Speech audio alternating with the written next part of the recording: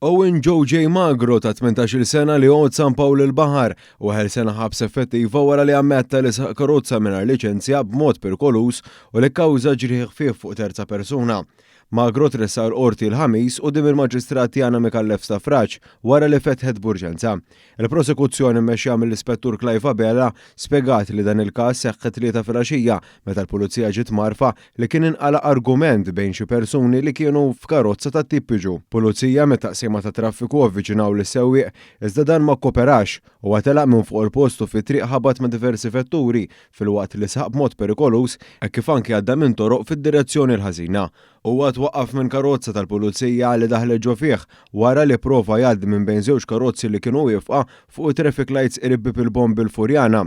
Bil-konsegwenza li ħabba ġo fihom. Bekk fil-qorti Magro kien akkużat ukoll li saq b'mod traskurat u perikolus waqt li m'għandux liċenzja tas-sewqan u ma kellux polza tal-assigurazzjoni biex isuq il-vettura.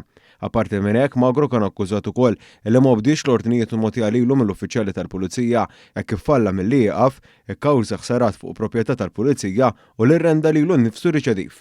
Fid-dawl tal-ammissjoni tiegħu huwa ġie akkundannat sena ħabs effettiva fil-waqt li ġie sospiż milli jikseb liċenzja tas-sewqan għal sena. Sirjan ta' 22 sena nsam arrestat wara li allegatament kienet isuq karozza tal-kiri mingħajr liċenzja u li kkawża ġrieħ ħfief lil terza persuna. Il-każ seħħ l-erba' meta l-pulizija ġew informati li kienet seħħet ħabta fi triq Stifnu Zeraf għall-Marsa. Jirriżulta li l-ħabta kienet seħħet bejn il-karozza tal-kiri misjuqa mill-imputat u karozza oħra li bil-konsegwenza tal-ħabta daħlet ġo żewġ karozzi oħra li kienu pparkjati. Fil-qorti ntqal kif l-imputat telaq minn fuq il-post u abbanduna l-karozza ftit il-bogħod minn fejn seħħ l-inċident. Meta marru fuq il-post il-pulizija ffittxew fil-karozza u nstab numru tal-mobile barrani. Hemmhekk il-pulizija ordnaw li l-imputat imur fejn abbanduna l-karozza iżda minflok marru 4 Sirjani oħra. L-imputat imbagħad mar fuq il-post fejn kien ikkonfermat bħala sewwieq tal-karozza minn ir-ritratti li ħadet il-persuna l-oħra li kienet involuta fil-ħabta. Fid-dawl tal-fatt li l-imputat li għandu passaport u karta tal-identità mill-Bulgarija għadu qed jirregolarizza l-pożizzjoni taċ-ċittadinanza tiegħu f'pajjiżna, id-difiża m'għamlitx talba għal ħelsi mill-arrest. Għaldaqstant il-qorti żammet lill-imputat taħt arrest.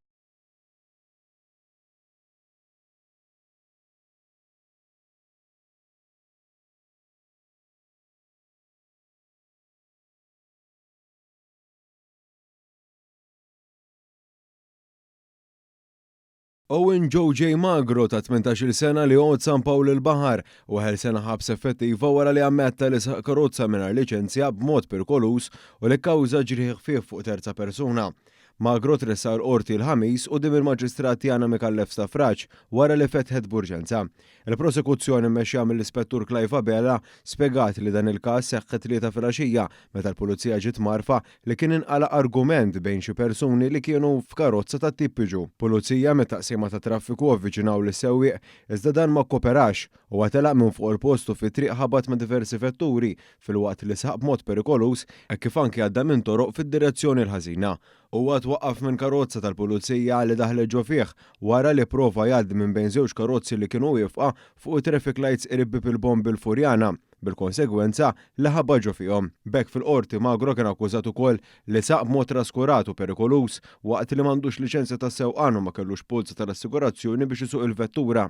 Apparti minn hekk Magro kien akkużat ukoll li ma bdiex l-ordnijiet mogħtija lilu mill-uffiċjali tal-pulizija hekk kif falla milli jieqaf ikkawża ħsarat fuq proprjetà tal-pulizija u li rrenda lilu nnifsu riċediv. Fid-dawl tal-ammissjoni tiegħu huwa ġie akkundannat sena ħabs effettiva fil-waqt li ġie sospiż milli jikseb liċenzja tas-sewqan għal sena. Sirjan ta' 22 sena nsam arrestat wara li allegatament kienet isuq karozza tal-kiri mingħajr liċenzja u li kkawża ġrieħ ħfief lil terza persuna.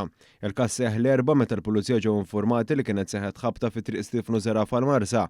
Jirriżulta li l-ħabta kienet seħħet bejn il-karozza tal-kiri misjuqa mill-imputat u karozza oħra li bil-konsegwenza tal-ħabta daħlet ġo żewġ karozzi oħra li kienu pparkjati.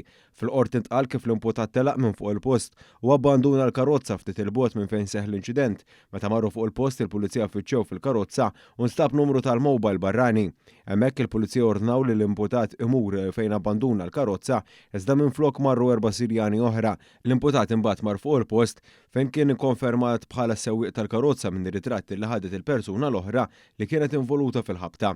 Fid-dawl tal-fatt li l-imputat li għandu passaport u karta tal-identità mill-Bulgarija għadu qed jirregolarizza l-pożizzjoni taċ-ċittadinanza tiegħu f'pajjiżna, id-difiża m'għamlitx talba għal ħelsi mill-arrest. Għaldaqstant il-qorti żammet lill-imputat taħt arrest.